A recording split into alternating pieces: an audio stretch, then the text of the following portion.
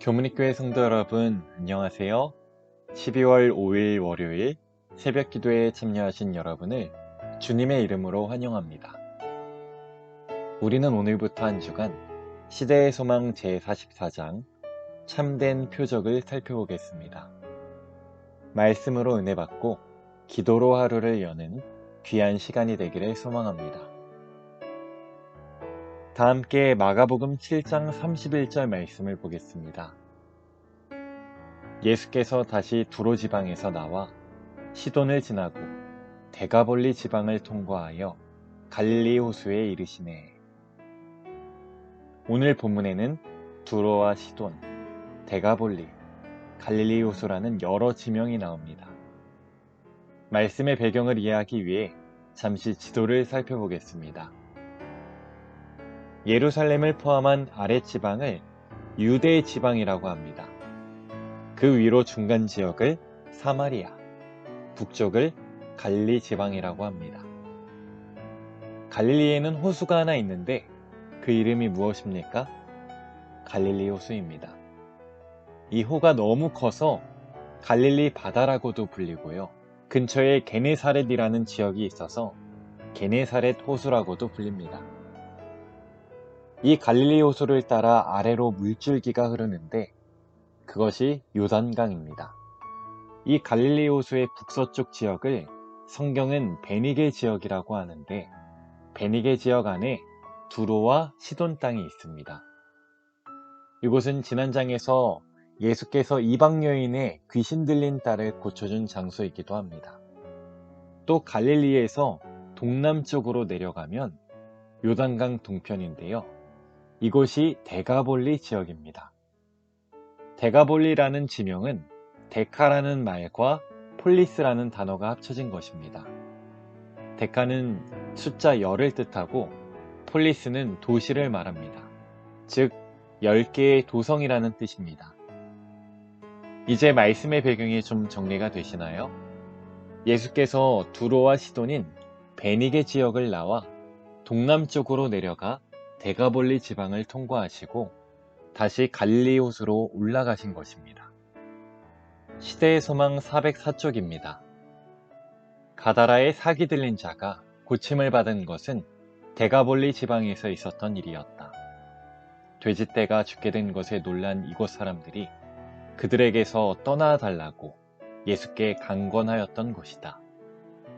그러나 저들은 예수께서 뒤에 남기신 사자들의 말을 듣자 예수를 보고 싶은 욕망이 일어났다. 예수님은 일전에 데가볼리의 거라사라는 동네에 가셔서 귀신 들린 두 광인을 만나 고치셨습니다. 그 과정에서 동네의 돼지떼가 몰살당하게 되고 그로 인해 예수님은 쫓겨나셨습니다. 하지만 그곳에 남겨진 두 사람에 의해서 예수님에 대한 소문이 데가볼리 지역에 넓게 퍼져 있었습니다. 그래서 그 당시 예수님을 보지 못했던 사람들은 그 귀신 들린 사람을 고치신 예수님을 몹시 보고 싶어 했습니다. 그래서 예수께서 데가볼리 지역을 지나간다는 소문이 있었을 때 많은 사람이 예수님을 보기 위해 몰려 나온 것입니다. 아마 예수님은 데가볼리로부터 약간 올라가서 갈릴리 호수 연변에 자리를 잡으셨던 것 같습니다. 예수님은 데가볼리에서 한 가지 이적을 더 행하시는데 그 기록이 바로 마가복음 7장 32절에 기록되어 있습니다. 사람들이 귀 먹고 말 더듬는 자를 데리고 예수께 나아와 안수하여 주시기를 간구하거늘. 이 말씀을 통해 알 수 있는 한 가지는 귀 먹고 말 더듬는 장애를 가진 이 사람이 예수님에게 혼자 나온 것이 아니었다는 것입니다. 그리스도에 대한 소문을 듣고 그를 돕고자 한 친구들이 데리고 온 것이죠. 그러나 예수님은 그를 따로 데리고 무리를 떠나십니다. 이어서 33절입니다. 예수께서 그 사람을 따로 데리고 무리를 떠나사 손가락을 그의 양귀에 넣고 침을 뱉어 그의 혀에 손을 대시며. 예수님은 왜 병자를 따로 데려가셨을까요? 첫 번째 이유는 주님께서는 자신의 권능과 능력을 행하실 때 사람 가운데서 드러내시기를 원치 않으셨습니다. 마태복음 6장 2절부터 4절에 보면 그러므로 구제할 때에 외식하는 자가 사람에게서 영광을 받으려고 회당과 거리에서 하는 것 같이 너희 앞에 나팔을 불지 말라. 내 구제함을 은밀하게 하라.